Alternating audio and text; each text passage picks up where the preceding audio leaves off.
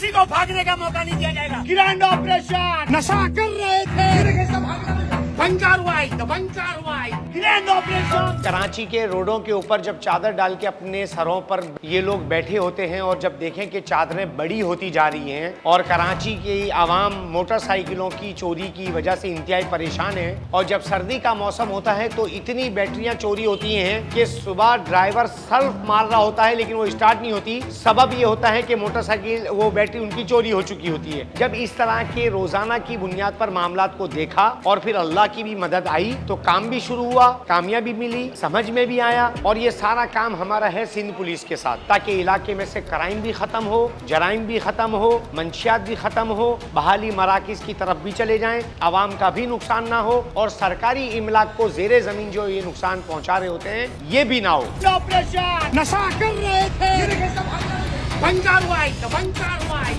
मेरा नाम मोहम्मद यूनुस अमीन है। मैं डायरेक्टर पाकिस्तान रिहैब हूँ और हमारी एनजीओ का नाम है ANCC foundation, anti narcotics and crime control social awareness foundation. Karachi के रोडों के ऊपर जो आवाम बिखरी हुई, घर से ठुकराई हुई, नशे की लत में लगकर कराची के आवाम का नुकसान करके दूसरी नौजवान नस्ल को खराब कर रही है, इसमें मकासद दो हैं कि नई नौजवान नस्ल बच जाए और पुराने ठीक हो जाएं। जब उनको हेदी विलेज में दाखिल कराते हैं तो कई लोग तो ऐसे हैं कि उनके किराए के रिश्तेदार उनको छुड़ाने के लिए आ जाते हैं। कुछ लोग मंशात फरोश, उनको खाना बंदोश उनके घर वालों को बनाकर भेजते हैं तो वो उनको छुड़ा के ले जाते हैं। अच्छा, कुछ अच्छी फैमिलियां जब सोशल मीडिया पर वीडियो वायरल होती है तो ये वहां जाकर उनको उठाकर अच्छे सेंटरों में दाखिल कर देते हैं। अच्छा, कुछ इसमें मंशात फरोश निकलते वो जेलों की तरफ चले जाते हैं। यानी किसी भी जगह का कोई एक मजमा जब वहां ऑपरेशन होता है तो वो तकसीम हो जाता है। किसी इलाके में अगर 300 के करीब मंशात के आदी हैं, 100 उन लेकर चले गए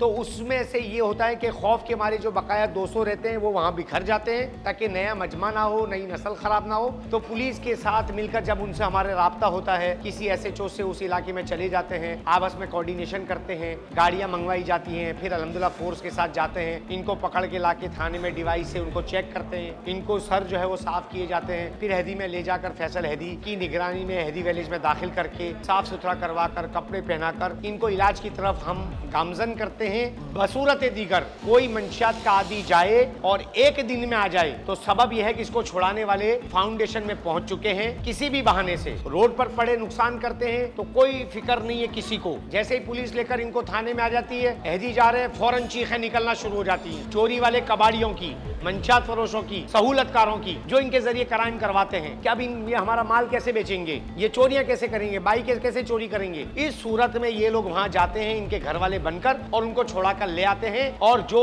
छुड़ाने नहीं आते वहां महीनों पड़े रहते हैं। जिसको जाना है वहां चेक करके आ जाए। नशा डकैतियां भी करवा देगा, नशा घर के अंदर बहनों का जहेज वो भी चोरी करके ले जाते हैं। नशे के जरिए से ये मोबाइल चोरी हो जाते हैं। नशे के जरिए जब हर क्राइम हो रहा है तो नशे के चक्कर में जब मंशियात फरोश या उनके सहूलतकार या कबाड़िए जब उनको एक टाइम का नशा देंगे तो वो धमकियां देंगे, लेकिन ये नहीं देते, इनसे दिलवाया जाता है और बहुत जल्द उनके सरों पर भी हम पहुंच जाएंगे। इदारों से ज्यादा जो मेहनत की जरूरत है वो घर वालों को अपने बच्चों की तरफ मेहनत की जरूरत है, क्योंकि अगर बच्चा उनके कंट्रोल में होगा, बच्चों पर उनकी निगरानी होगी, वो नशा नहीं करेगा, और जब नशा नहीं करेगा तो वो ना खुद खराब होगा ना नौजवान नस्ल को खराब करेगा। घर वालों की जिम्मेदारी है जो वो पूरी नहीं करते। जब वो नशे में लगता है तो शुरू के 30 दिन अगर ये नशे को संभाल लें, इसका इलाज करवा लें कि ये कहां जा रहा है, क्या आ रहा है, ये नशा कैसे कर रहा है, अगर ये उसकी फिक्र कर लें तो ये बच्चा उनके हाथ में ही रहता। लेकिन जब उन्होंने शुरू के महीना 2 महीना नहीं देखा,